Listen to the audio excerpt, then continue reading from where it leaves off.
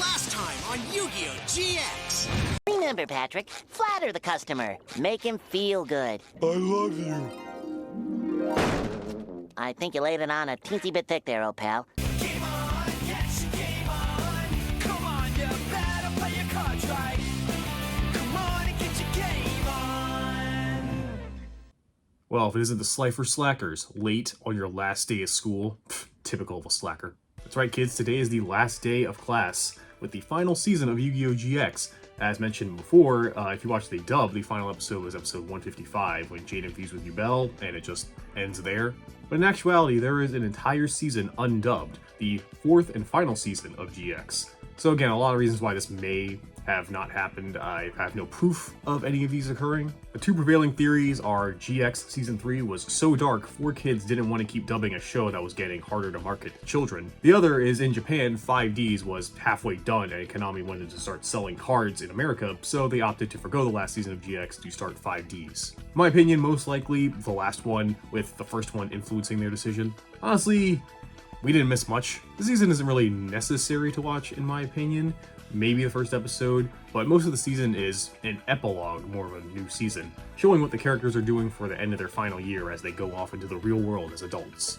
While I say it's not necessary for most watching it, personally, it is my favorite season, because yes, this season does give closure to a lot of things I've wanted since season fucking 1, but ultimately you can skip it. Not in this video, watch it and subscribe and stuff. Please, I need validation through subscriber count. I have nothing else. I guess I have you.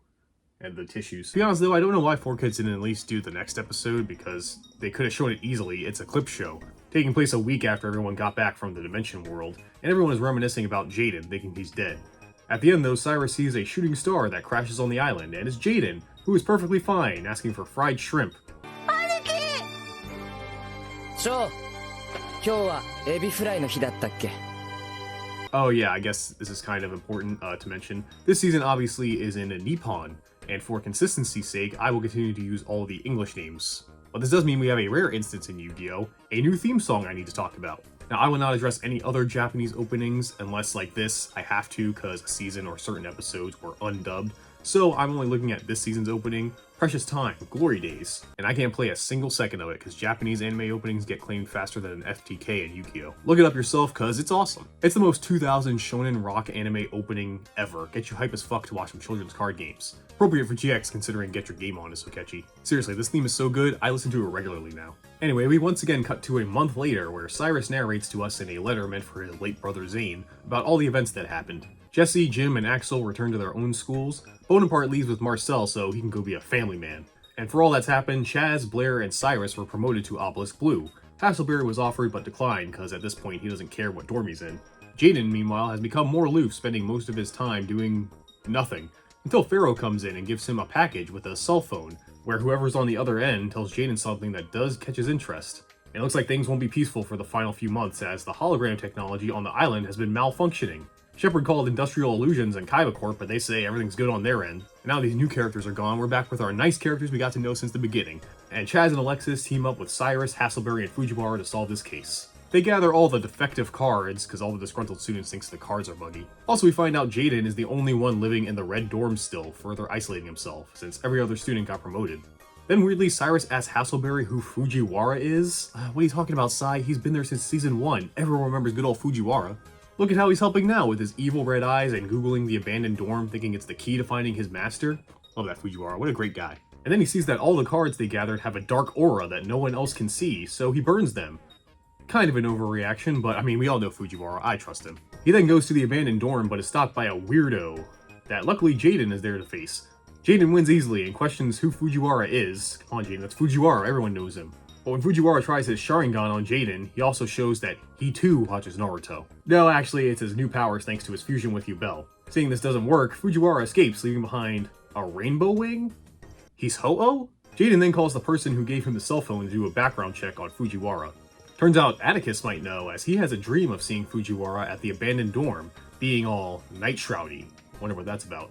The gang go to check on Jaden after all this, but see he's left, and everyone, including Hasselberry, don't like the new Jaden, who is actively avoiding them, it seems. And I mean it, because Jaden is leaving Duel Academy, since he's realized all the weird shit that's happened in the past few years It kind of revolves around him, but Shepard says before he leaves, there's someone who wants to meet with him. It's Sartorius and Kagemaru. They're good guys now, don't worry. Jaden, realizing they probably wanted him to do what he usually does, is about to peace out. But Sartorius says he had a premonition, which is weird, because after being possessed by the light, he lost his premonition powers as a fortune teller at the end of Season 2. He says that due to all the things that happen with the Sacred Beasts, the Light, and Yubel, that here on this island, a great power is building up, and something bad is about to happen, whether Jaden is here or not, so he shouldn't run away. That's when that weirdo shows up again, where he has no name, but calls himself Mr. T. ではトルーマン真実を語る者さしずめミスター T とでも呼んでもらおうか Okay, Truman, but I'm gonna call him Mr. T. That's way better. My name is Mr. T. First name is Mr. Middle name is that period. Last name is T. Even better, he uses Meteor B Dragon. That card sucks. I love it. Jaden wins, and we see the contact he has is Axel, who finds out Fujiwara is a student there, but he was one of the ones that vanished in the abandoned dorm. Speaking of, that's where he is now, meeting Atticus. There, Fujiwara wants to know what Atticus did to Fujiwara. You're right there, bud. Luckily, Axel saves him before Fuji can do whatever that is, taking him to the infirmary where Alexis and Jaden arrive. Axel then reveals that he was hired by Pegasus to find out why the cards aren't working, and thinks it has something to do with the island itself. That's when Alexis says all the students who disappeared in the dorm were released after the Shadow Rider arc, everyone except Fujiwara, who she sorta kinda knew because he was friends with Atticus and Zane. They were the 3 best duelists in the school. Jaden, trying to get answers, tries to wake up Atticus, which causes Alexis to slap him. Damn, Jaden lost his riz after the fusion dance. She says Jaden has changed and she's not a fan, as he leaves saying some people change even when they don't want to. He's changed so much, he converses with Banner Spirit to see if he knows Fujiwara, where he does mention that Atticus has always had Nitrod's power, it wasn't the Shadow Riders that gave it to him. That's when Atticus shows up asking Jaden to take him to the abandoned dorm, saying he might know the answers they need but can't remember it all, so he thinks dueling there will help him. Or will bring out Nitrod again, it's a 50-50. Alexis and the boys arrive, and she doesn't want to lose her brother again, but Jaden says this needs to happen because a new threat is here and Atticus might know the answer. Jaden does win, but won't be invited to Alexis' graduation party. Luckily it worked, as Atticus remembers Fujiwara. He was the best duelist in the school, bar none. Seeking more strength, he dabbled in the dark arts, as you do, and performed a ritual at the abandoned dorm, which Atticus stumbled upon, which dragged both of them to the world of darkness. But Fujiwara saves Atticus, giving him the Nitrod mask, but he never used it until the Shadow Rider stuff. And Atticus says Fujiwara died, which is weird that he's still here and he's, showing up. Like right now. But it's revealed he's actually the dual spirit of Honest, a card Fujiwara owned. Then he tries to kill Atticus. Luckily, Yubel powers and gun from Axel save the day as the abandoned dorm is destroyed. Honest claims it was Atticus' fault that the real Fujiwara died. Attempting to save Atticus once again, Jaden reveals that he's got superpowers to all of his friends. Yeah, he never told them.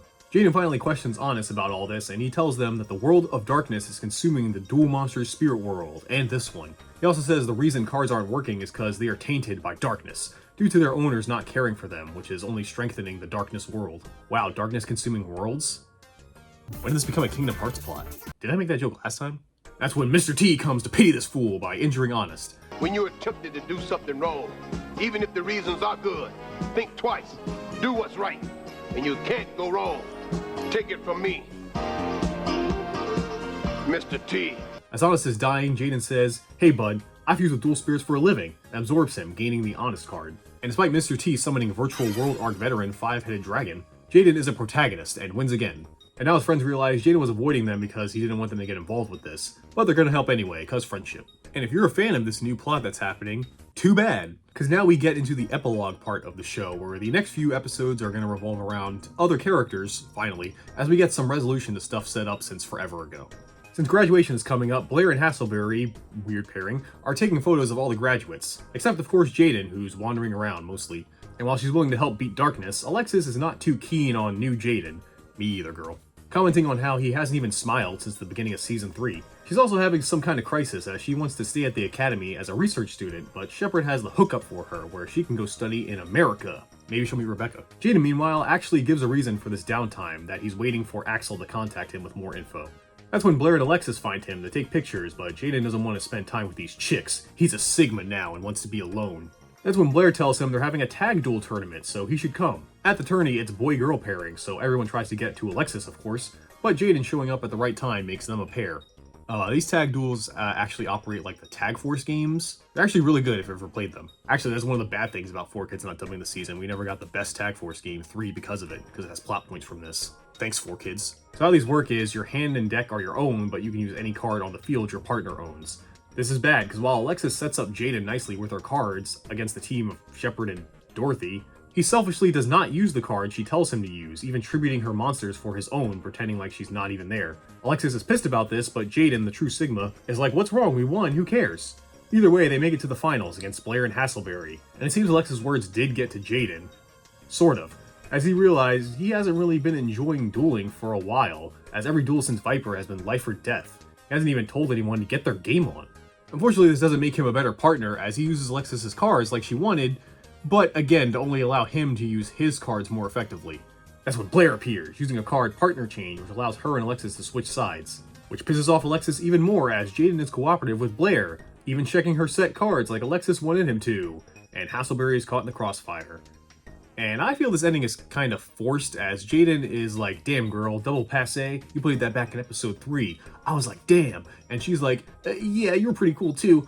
And that's enough for Alexis to destroy partner change, and they're fine now and work together to win. This also gets Alexis to decide, since everyone, including Jaden, is changing and moving on, she should too. In America. Then she does that anime thing I hate of almost confessing her feelings to the guy, but then pussing out at the end.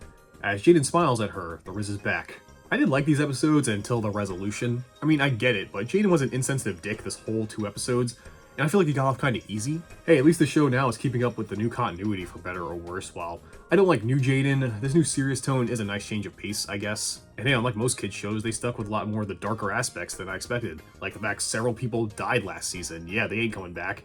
Including Zane, a major character. I mean, you gotta give him props for that. Anyway, Zane's alive. He just watched Ashura on Duel Academy one day, despite dying of heart failure. They don't explain anymore, he's just back and alive. Awesome. I now know to never get invested in any Yu-Gi-Oh character because they'll just come back magically. Zane does comment to Syrus that since everyone is changing, with Alexis announcing her abroad studies, it's time for him to change too. That's when Shepard calls to warn Zane of Inotsume. Yeah, I know it's weird hearing these Japanese names with the dubbed ones, just roll with it. Inotsume is a master of the Jinzo art, trying to take down those who use the cyber arts. He already beat Shepard, and now he's after Zane. Despite Syrus telling him not to, Zane meets with Inotsume and duels him. He does fine until his heart gives out again, so Syrus tries to move Zane's hand over his deck to surrender the duel, but he gets shocked when he touches the deck, then surprisingly says he will duel Inotsume with the cyber cards in Zane's place. Inotsume accepts, giving Sai 3 days to master the cyber arts. When Zane wakes up, he said while he already had the best duel with Yubel, his deck was calling out to him as if it wanted to duel no matter Zane's limits. Syrus, unconvinced, tries to figure out the secret of these cyber darks. When training with them, he starts feeling those shocks again and realizes the truth. Zane's condition isn't due to the underground duels, it's because of the cyber dark deck. It's the major cost Shepard mentioned when Zane got it. It's also not responding to him because he's not Zane, so Jaden gives him advice saying if he can't make Zane's deck work, then make it a part of his own deck. The day of the duel comes and Syrus duels Inotsume with Zane and Jaden watching. And Syrus doesn't do the best at first until the Heart of the Cards responds to him, allowing him to use the deck and not get injured. That's because he realizes the Cyber Dark cards wanted to evolve and change, become stronger, but Zane was already strong, so he never changed his way of dueling, especially when he was so aggressive. But Syrus is always willing to grow, allowing him to use the Cyber Dark cards to win. That's when he sees Zane was watching and tries to give him his deck back, but Zane tells him to keep it, as Zane will evolve himself with his own new deck. And Zane invites Syrus to join him in making a new pro league for duelists, after he graduates, which he accepts as Zane finally acknowledges Syrus has surpassed him. Fucking finally, Syrus gets something that I wanted since season 1. And again, no, I'm not letting you fans get by saying, see, it paid off, they were saying this the whole time. Again, you will not convince me this was planned since season 2. It's still good, I loved it, and think it's a great end to Cyrus' story, but I will not pretend this was meant to be from the beginning. Y'all Delulu. But now it's the epilogue that really matters. The fuck, what's a title that begins with Y? Yu-Gi-Oh? Sure, the Yu-Gi-Oh of Yang Zing, the Chaz, whose graduation plans aren't going so great as he tries to get a sponsor for the pros, but has gotten rejected, wanting to be a pro on his own without the help of his family. Crowler, overhearing this, decides to get Chaz an apprenticeship under Aster as an assistant. Chaz doesn't want to be someone's bitch, nor does Aster want one, but experiencing the world of a pro like this could be useful, and I guess Aster has nothing else better to do, so they both accept. It's not glamorous for our goat, as he gets menial tasks like managing Aster's schedule, organizing the same white suit he wears all the time, and his cards. Chaz decides he needs to learn dueling skills, so looks for Aster, who he finds training way too hard, as he says someone who lacks natural talent needs to train harder than ever, even bleeding from drawing so much. Geez man, you ever try playing the digital game? With this, Chaz is much better at his job, now scheduling Aster's appointments easily and carrying out other tasks with ease. This impresses Aster enough to give Chaz a special briefcase that previously he didn't let him touch. Which sucks because the briefcase goes missing immediately, and Aster, pissed at this, goes to smooth it out with the owner of the card that was in the case, and canceling a special duel he had at Duel Academy. That's when Mike, a TV producer broadcasting that duel, tells Chaz to make up for it to duel in his place, in an Ojama costume. Because Mike and Aster had an argument a while ago as Mike wants laughs and entertainment for his TV studio, while Aster wants to show a good duel. Chaz thinks he will make it up to Aster by doing this, does it. He's also dueling Jaden, by the way, I forgot to mention that. Because of course it is. Aster meets with the president of the Senragon group, who owns the card in the case, saying he will forgive Aster if Chaz wins the duel, if not, Aster will be forced to retire. Unfortunately, Mike convinces Chaz to throw for the camera, losing, disappointing Jaden, who could tell, and yeah, Aster loses his job, much to Chaz's dismay when he returns. Well, it works out for Chaz, sort of, as he's a sensation with his new look, and Mike now wants to organize a duel between him and Aster for the lulz. Aster, for now, is helping out at an orphanage, which he gave all of his earnings as a pro to, cause he also has no dad. And Aster's other assistant, Emeralda, shows Chaz security footage of Mike stealing the briefcase. He set all this up, and threatened to buy and demolish the orphanage if Aster doesn't duel and throw against Chaz, because Mike also thinks Chaz is a shit duelist and doesn't respect him. And so my boy sets a plan in motion, saying he wants Mike to talk to him via headset during the duel, and he even asks Jaden to do something for him. Which is to sneak into Mike's room and steal the card back, which Emeralda was also doing as the two meet, not finding it, deducing Mike must be carrying it on his person. And by dumping Pharaoh's fleas on him, seriously, they get the card back to Aster. The Senragon president is like, if the card's back, you're a pro again, it's all chill. But Mike tries to throw Chaz under the bus as his accomplice and that he's been pretending to be a jobber the whole time for laughs. He's been rigging duels. Jaden says, prove him wrong, Chaz, and beat Aster right now. And that's exactly what the fuck. Is there anything for Z? Sell it? It's the last one, I'm desperate. The Zealot of Zodiacs is gonna do. Even though Aster now has de-acceleration, that card everyone was after, to the crowd's surprise, Chaz legitimately beats Aster Phoenix. This causes a bunch of sponsors to start calling, wanting Chaz as a pro, and Aster says he'll pay him back in the Pro League. And for one last time, we Chaz it up.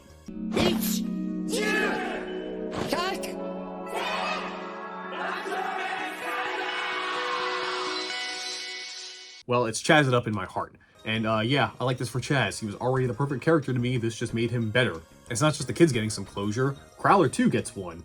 And honestly, what might be my favorite episode in the whole show is just nice and wholesome. As Crowler is sad to see these slackers go, doesn't want them to, and becomes very strict with the third years, giving them extra homework, stuff that's impossible to complete, and canceling classes altogether to keep them from getting enough credits to graduate. So everyone confronts him, including Jaden, who even calls him a slacker like old times. Well, in Japanese, Crowler calls him a dropout boy. Cypher slacker sounds better to me. I might be a little biased though. So Jaden suggests a duel, of course, commenting they haven't dueled since Jaden's entrance exam. During the duel, he even comments after Crowler does a combo that he was a great teacher, and he's happy he can show him all these great dueling techniques. That's when Crowler cries, admitting he doesn't want to say goodbye as he's grown attached to these slackers. That's when everyone starts cheering for Crowler, telling him to not give up and beat Jaden. And so Crowler gets Jaden down to 100 life points, and he doesn't say out loud, but he admits even he wants to see how Jaden will turn this around and win. And he does with protagonist powers, as Jaden wins the same way he did in their first duel, with his wingman destroying Ancient Gear Golem with Skyscraper's effect. Crowler now realizing, like his students, he needs to move forward and grow, as everyone hits him with Jaden's catchphrase.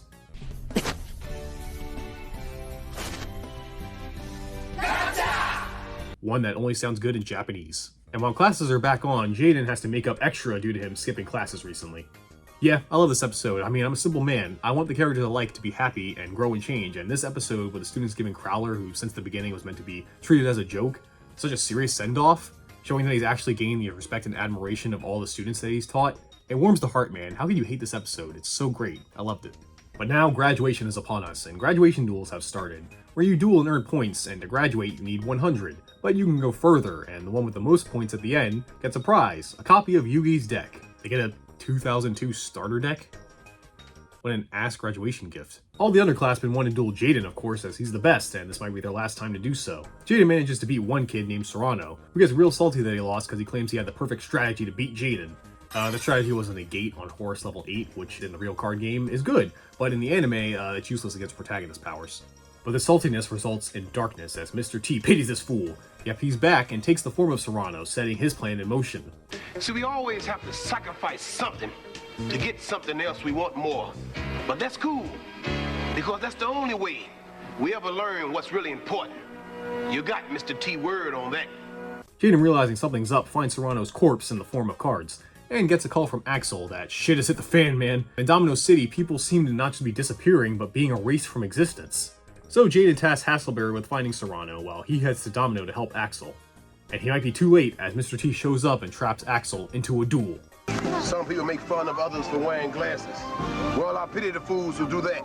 During the duel, Mr. T turns into Axel's dad, and we get some Axel backstory. But as a kid, him and his parents got into an accident, and Axel, making the decision, rescued his dad and let his mom die.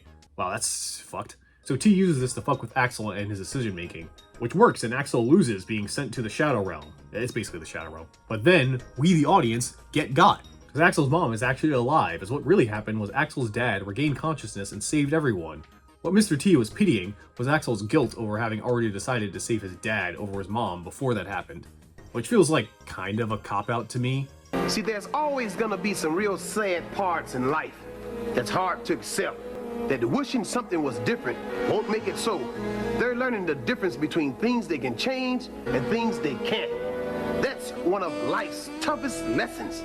Take it from someone who's been there. Take it from me, Mr. T. Yeah, it tries to make Axel more complicated, but I think him feeling guilt over letting his mom die is more interesting and is more definitive, since that's the last we see of Axel this season, so we can't really expand on this. Where was this in Season 3? Jaden arrives in Domino, but sees he's too late as Mr. T takes the form of Axel to fuck with him. Luckily, Sartorius arrives and saves Jaden, even taking a precaution to check Jaden's deck to make sure darkness hasn't corrupted it. They go to Kaiba Corp to get a chopper, as everyone in Domino is Shadow Realmed and the island is probably the next target. But to Jaden's surprise, Sartorius is working with darkness. What? I thought he was a goodie now. He challenges Jaden to a duel and says there are bombs on the building, and if they try to leave, it will explode. Wow, that's very Season 0 Toei animation of Sartorius to do. To Jaden's shock though, Sartorius is not possessed or anything, he's doing this of his own free will. That's because Mr. T has Serena, and if he doesn't beat Jaden, she dies, I guess. What's more, Sartorius wants to save Serena so much, he cheats, pulling an Underwood. When he checked Jaden's deck, he slipped in the Arcana Force Fool card, which in the anime is way more broken, as it gives Sartorius the ability to choose which direction his Arcana cards land on, kinda like the Light had. Also, it can be destroyed by Jaden's cards, and a whole bunch of other shit. But thanks to protagonist, Jaden wins, which kinda sucks because Sartorius gets Shadow Realmed, but no time to think about that as the bombs go off and Jaden needs to escape. Meanwhile, back at the academy, Mr. T is pitying all the fools while Hasselberry is still looking for Serrano. And finds him. It's really Mr. T, obviously, and he tries to darkness Hasselberry, but can't. Yeah, similar to how the light couldn't do anything to him, neither can darkness. I guess Hasselberry is true neutral. Real friends don't drag you down. Remember what happened to Grant. When someone started leaning on you, get help from a real friend like me, Mr. T. But then once again, Hasselberry is involved with one of the stupidest moments in the show, as instead Mr. T pities the soul of the dinosaur of the bone in his leg, soul of something he ate in a past life, as that's something to do with being a dinosaur he ate in a past life when he was a dinosaur, so he uses the darkness of that dinosaur that the dinosaur and the bone in his leg ate. Good to know Gallup's drug dealer was still in business until the end. Hasselberry gets Shadow Realmed. Back in Domino, Jaden wakes up from escaping the blast at Kaiba Corp, but is beaten and kinda injured. And he thinks he runs into Mr. T again and defends himself. But something's off. Mr. T is trying to help Jaden and is even using Crystal Beast cards, but only Jesse has those. There's one thing all magic has in common: illusion. It's making people think they saw something that they didn't. The point is this: things aren't always what they seem, in magic and in life. There's always something more that meets the eye. And yeah, it is Jesse. Jaden got corrupted by darkness briefly thanks to Sartorius slipping the Fool in his deck. But now the two heroes are united and head to Duel Academy to beat Mr. T.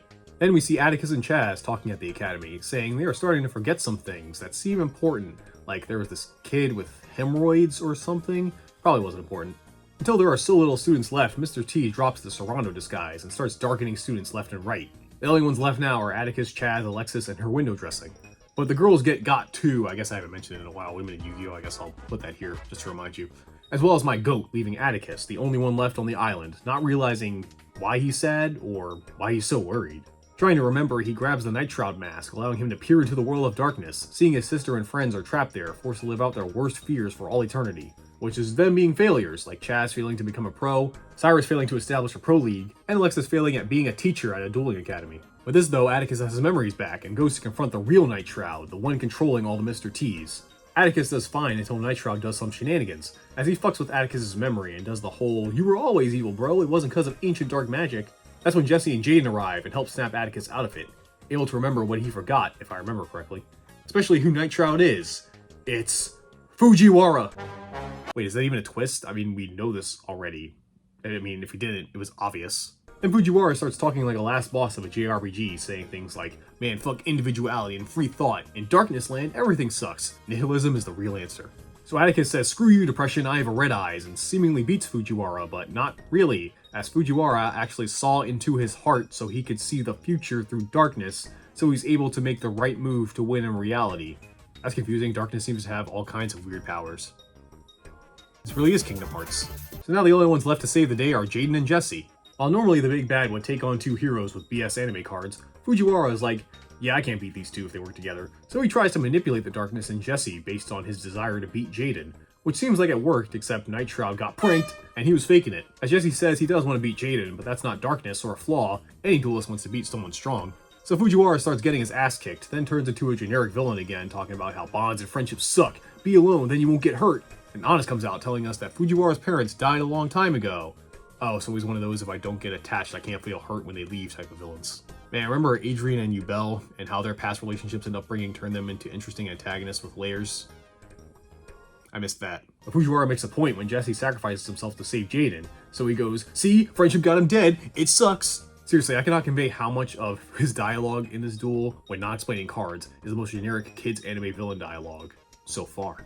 Of course, friendship wins the day, as Jaden, using cards Jesse left him, fuses Rainbow Neos, another one of my favorite cards. When he's about to win, the real Night Shroud shows up, showing Fujiwara that he isn't really this emo, he's being brainwashed. He's the real woman. So using Honest's effect with Rainbow Neos, Jaden frees Fujiwara from the darkness, saving the day. Wait, why is the sky still all black and everyone's still white from existence? That's when the Grim Reaper shows up, the physical form of darkness. And okay, I guess I'll explain this now. In the original Japanese, Night Shroud is just called Darkness, not Yami, the Japanese word for darkness. They call him Darkness in English. I'm using Night Shroud for continuity's sake, but I will be calling Skelly here Darkness, cause that is what he's meant to be, the physical manifestation of darkness in people's hearts. Yes folks, the final boss of Yu-Gi-Oh! GX is a generic metaphor you get in any kid's JRPG. I'm so invested. He even talks like one, saying going into darkness is what people want, it's in their hearts. And of course Jaden is like, "Fuck you, man. People need love and courage and other generic good attributes of anime protagonists." Honestly, outside of the duel, this is just a lame debate, if you want to call it that, of the nature of humans. One weird thing Darkness says is apparently, in Yu-Gi-Oh! Land, the universe was created by a Duel Monsters card. Seriously, I know this universe revolves around children's card games. I didn't realize how literal it was until now. This is also not the last time a Yu-Gi-Oh! Series will imply a children's card created the universe. Cool, whatever, let's duel. The duel itself is fine, it's what you expect from a last boss duel. He uses bullshit anime exclusive cards to come up with some bullshit unwinnable scenario. And Jaden plays some new card on sale now that gets him out of that very specific situation. Then at the moment Jaden is at his weakest, Darkness is like, "Hey, come on man, you're alone, about to die, just give up, like your friends, it's pretty cool." And Jaden's like, "I'm not alone, I have my bonds." And yelling bonds reaches his friends in Darkness Land, allowing them to break the cycle by remembering how awesome Jaden is. And now they're not depressed. And then everybody in the world comes back. Okay, did they start thinking Jaden was awesome too? How did everyone else come back? Then with protagonist drawing powers, he makes the final fusion, Divine Neos. One of the lamer ones, can't believe that's the one they end on. He wins, banishing darkness, but he's like, "I'll be back, bud. There are some fucked up people out there," like that Zawan guy. But Jaden says, as long as we have children's card games and friendship, we can beat any darkness. What a lame final boss. I really wish he was not some generic embodiment of a concept, especially again after UL was way more interesting. Notice though I'm not saying ending, because that was not the finale of GX. Nope, we have 2 more episodes. As now, my friends, after all of that, we begin the series finale of Yu-Gi-Oh! GX. It's graduation day, and it's mixed feelings for the whole gang. The winners of the graduation duel, yes, winners, are Syrus, Alexis, and Chaz, a 3-way tie, who all decide to not accept a copy of Yugi's deck, as they want to use the ones they have, which is the most unbelievable thing in this whole show. No shot Cyrus does not take a chance to get a copy of Dark Magician Girl, especially with this being the Japanese version with the uncensored art. Alexis, being the valedictorian, I guess, gives a speech about how the real face downs and pot of greeds were the friends we made along the way. At the after party, Fujiwara is also back and not Night Shrouded anymore, and everyone forgives him for being such a bummer. Then Axel and Jesse, who stayed around, are about to leave and talk to Alexis about Jaden, who didn't show up to the party. but they all know they will cross paths with him one day. Jaden has decided after everything to travel the world, using his powers to connect duelists and duel spirits. Whatever that means. But on his way off the island, Karibo gets him to follow him to Yugi's replica deck, where Yugi himself is, and says, "Wait, Yugi? Where the fuck were you?" I mean, there was a time where the entirety of Duel Academy disappeared, people were literally vanishing from existence. What the fuck were you doing? Did Pegasus not think to call the king of games when schools of people start vanishing off the face of the earth? I feel like that's a good reason to call Yugi fucking Moto. Anyway, Yugi says it's time for Jaden's real graduation duel, to see if he's worthy of the Karibo card he gave him 3 years ago. So Jaden holds the card up to the deck, and he's back in time? Well, it's unclear if this is time travel or some ancient Egyptian magic like the stuff with Bakura at the end of the last show, where it's just an illusion, it's not really back in time. Either way, Jaden is at a point after Battle City, seeing a flyer saying Yugi won, and is at the card shop and yep, runs into the OG himself. Yugi is not completely surprised, as he says Karibo told him last night he'd meet someone he must duel. So they go to an area in Domino, with Jaden realizing there's nobody else around and time has stopped. Yugi doesn't care, he's ready to throw down, as the battle of the protagonists starts. I love that Yugi is like, wow, elemental heroes, never seen those before, instead of, those don't exist, why are you using fake cards? But they do manage to summon their ace monsters.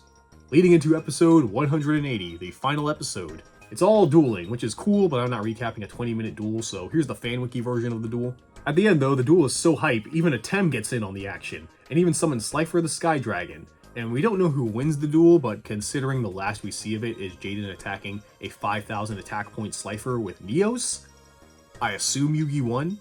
Then the show hard cuts to the last scene of Jaden in the desert thanking Yugi for reminding him of how fun dueling is.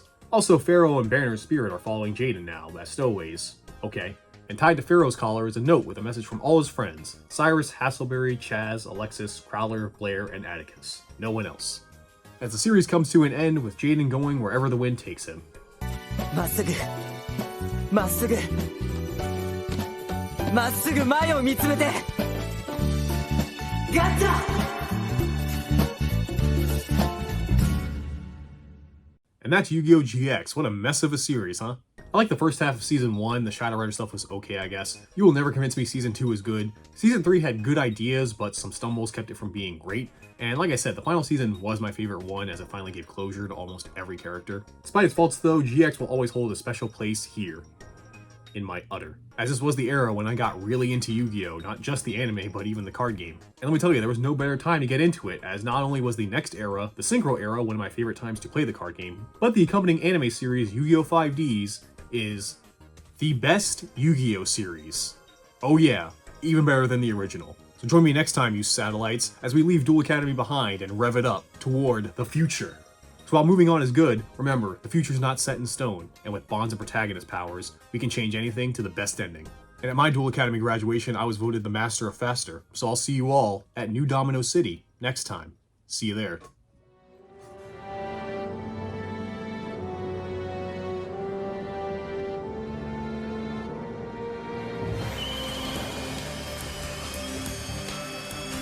I'm coming for you, Jack.